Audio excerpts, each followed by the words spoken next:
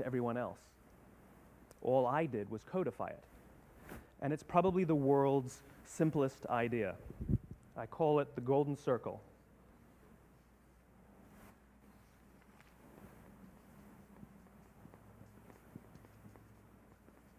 Why, how, what? This little idea explains why some organizations and some leaders are able to inspire where others aren't. Let me define the terms really quickly. Every single person, every single organization on the planet knows what they do, 100%. Some know how they do it, whether you call it your differentiating value proposition or your proprietary process or your USP. But very, very few people or organizations know why they do what they do. And by why, I don't mean to make a profit. That's a result. It's always a result. By why, I mean what's your purpose? What's your cause? What's your belief? Why does your organization exist?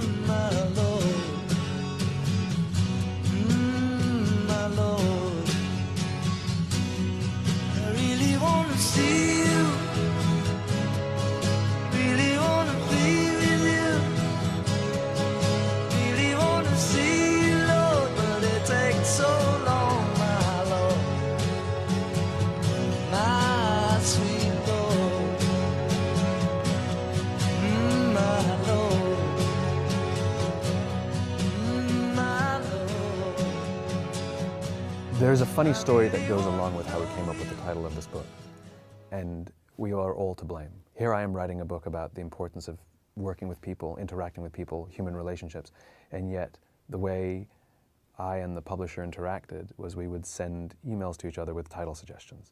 Every now and then we'd get on the phone, but it was mainly done through email. Somebody would send a list of their favorite, and somebody would write back, "That's junk, I kind of like that one."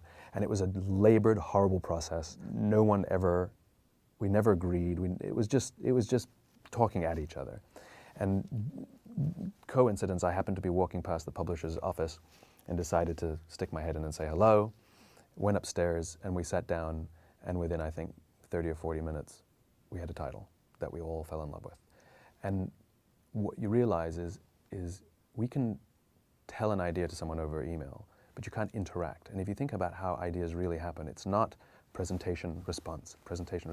It's interruption and backwards and forwards and battling and saying, no, that's not what I mean. And it's messy. And it's the messiness that cannot happen over an internet connection, over email, because everything is exact over email. It can happen over the phone, but it's so much better in person when you get to see someone's body language and you see the frustration and you try and re-explain yourself. And we told each other stories as opposed to telling each other what we think it should be.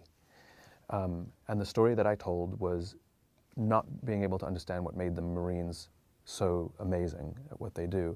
I sat down with a Marine Corps general, General Flynn actually, who wrote the foreword for the book. And I said to him, "What makes the Marines so great?" And he looked at me and said, "Officers eat last." And it sort of struck me that if you compare that to the business world and the entrepreneurial world, entrepreneurs are always told, pay yourself first, look after yourself first. And yet, I'm being told by this Marine general that it's the complete opposite. And there's a symbolic gesture, but more importantly, there's an importance to it. There's a photograph I saw, in these Kenya shootings that happened not so long ago. We had the amazing experience that a photographer happened to be in the building. Usually we see the aftermath, and here we now have photographs of the actual shooting going on. And there's one photograph that was in the New York Times that both haunted me and inspired me to this day. It haunted me and inspires me, I should say. And it's the photograph of a mother, in the sound of gunshots, lays herself on top of her child.